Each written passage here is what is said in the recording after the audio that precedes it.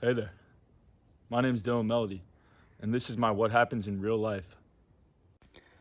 The organizations that I've decided to focus on are the Indian and American governments and their response to this COVID-19 outbreak in India. India is undergoing the largest surge in COVID cases and deaths that we've ever seen. The U.S. government and President Joe Biden have pledged to help aid India and countries alike that are struggling with the COVID-19 outbreak. India is massive, with a population of 1.4 billion. They are very susceptible to a high spread of virus.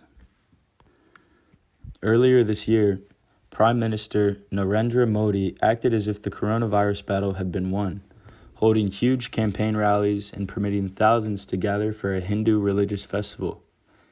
Now there have been over 320,000 new coronavirus cases just this past week, and almost 200,000 confirmed deaths. Under the Biden administration, 76.7 million, or roughly 23% of the entire population, has been fully vaccinated, and that number is rising, making the United States the most well-protected, highest vaccinated country in the world. As normal life is being reintroduced in the States, Biden has done an incredible job handling the COVID-19 pandemic and plans to send aid to many countries that need help with vaccine donations, such as India. The main concept behind the Biden administration's efforts to aid foreign countries in the fight against COVID-19 is to ultimately achieve worldwide relief and a solution to this terrible pandemic. Along with the betterment of the world's health, the Biden administration plans to use their vast quantities of the vaccine to help ease the pressure from the progressive wing of the Democratic Party for very minor political costs. This specific example acts as a public relations case because this is a great PR for Biden administration. They are using the media to display Biden's reactionary leadership, being very responsive to the progressive demands of his party and contributing on a global level at a considerable amount. COVID-19 is a trend in itself that almost every nation has struggled with this past year. With the new development of the vaccines, Biden has created an outlet to aid this humanitarian crisis, and his PR team is exploiting his efforts all over the media. There are a multitude of publics involved and affected by this current event. The country of India is being affected most dramatically, with the potential release of 60 million new COVID vaccines being shipped in from America. Their chances of reestablishing their containment of the virus is much more possible now.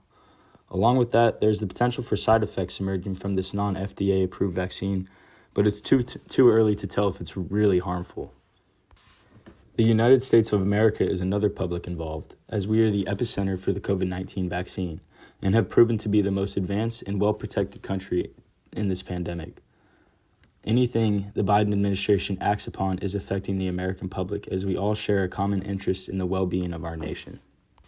So what's really happening? Well, India is undergoing the largest surge in COVID cases that we've ever seen. Crematories are packed with bodies. Fires burn throughout cities 24/7. Many places are holding mass cremations, dozens at a time. Sickness and death are everywhere. Hospitals' oxygen supplies have run out. President Joe Biden, under intense pressure to do more to address the surging pandemic abroad, including a humanitarian crisis in India, intends to make up 60 million doses of the AstraZeneca vaccine available to other countries, so long as federal regulators deem the doses safe.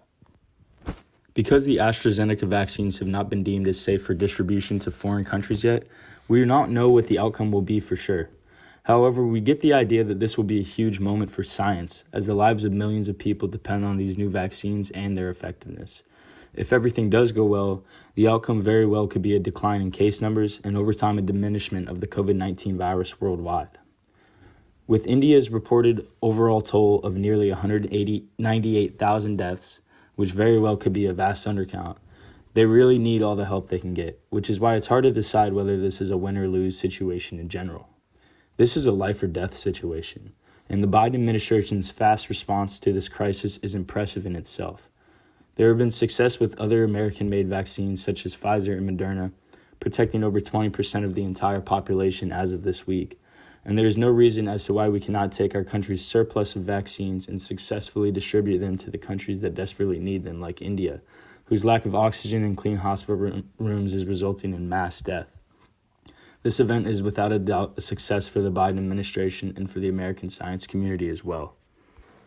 If I was hired as the PR professional, towards the beginning of this COVID crisis in India, I would have done a survey to get an understanding of how Americans view the crisis. Then after consulting with the analytics, I would have told the president to act even sooner than he did. I would have made sure the media understood all the efforts that the Biden administration was making to our fellow nations globally. At the height of the trend, I would run another survey to get a feeling from the nation as to how the president is doing. I would also run a survey in India and make sure that they are well represented in this crisis as well. To ensure the Biden administration is portrayed in the best light, I would create a recap announcement or post highlighting all of the positive things that came out of this vaccine redistribution. I would run a post-trend survey to get a grasp of how the American and Indian public viewed their efforts in this crisis. Then I would hold a press conference where I would have the president announce all of the great things that came from the situation. By incorporating the public in every step of the way, my team would have a great insight on how the nation really feels about everything. This involvement with the media and the public would ultimately increase the Biden administration's relationships with their respective publics. Thank you.